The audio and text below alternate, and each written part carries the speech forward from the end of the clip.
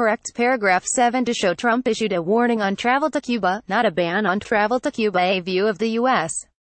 and Cuban flags prior to the signing of agreements between the Port of Cleveland and the Cuban Maritime authorities in Havana, Cuba, October 6, 2017. REUTERSAlexandre Meneghini, Havana. Reuters. Cuba told senior U.S. officials during talks on migration in Havana on Monday that the U.S. decision to suspend visa processing at its embassy on the island was seriously hampering family relations and other people exchanges. Relations between the former Cold War foes became strained after Donald Trump became the U.S. president, partially reversing the thaw seen during Barack Obama's presidency. In September, after allegations of incidents affecting the health of its diplomats in Havana, the U.S. administration reduced its embassy to a skeleton staff, resulting in the suspension of almost all visa processing. The Cuban delegation expressed deep concern over the negative impact that the unilateral, unfounded and politically motivated decisions adopted by the U.S.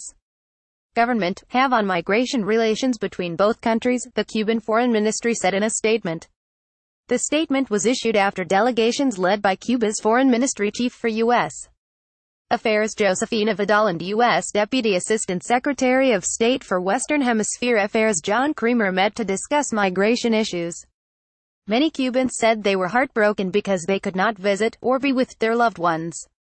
While Cuba has a population of 11.2 million people, there are an estimated 2 million Cuban Americans in the United States. The Trump administration also issued a warning on travel to Cuba and in October expelled 15 Cuban diplomats from Washington.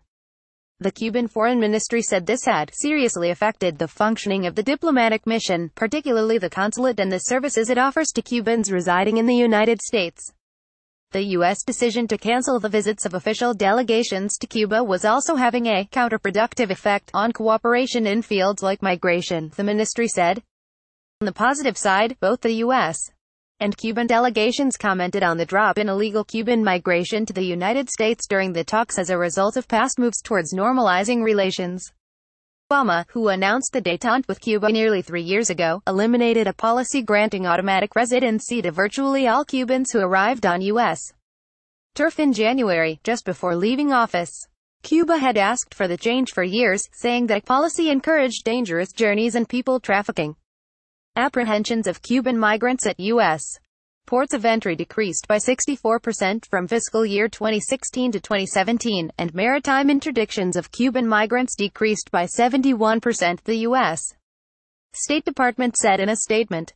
Trump said in June he was canceling Obama's terrible and misguided deal with Havana, returning to Cold War rhetoric, and his administration has tightened trade and travel restrictions. He has, however, in practice left in place many of Obama's changes, including restored diplomatic relations and resumed direct U.S.-Cuba commercial flights and cruise ship travel. Additional reporting by Patricia Zengerle in Washington, editing by Simon Cameron. More standards. The Thomson Reuters Trust Principles.